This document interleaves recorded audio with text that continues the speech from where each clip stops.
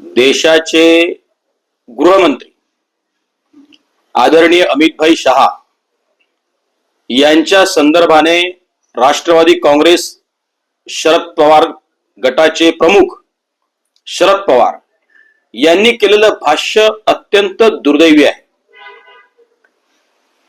आजन्म सत्तेत राहण्याची शपथ घेऊन जन्माला आलेल्या शरद पवारांनी आयुष्यभर विश्वासघातकीचं आणि सत्तेत राहण्यासाठीची जी काही पद्धती असेल ती अवलंबत सत्तेत राहण्याचं काम त्यांनी केलेलं आहे। आत्ताच्या या महाराष्ट्र विधानसभेच्या सार्वत्रिक निवडणुकीमध्ये महाराष्ट्राच्या जनतेनं देवेंद्रजी फडणवीस यांचं नेतृत्व स्वीकारत महाविकास आघाडी आणि शरद पवारांचं नेतृत्व सपशेल अस्वीकार केलेला आहे, त्यांना हद्दपार केलेला आहे।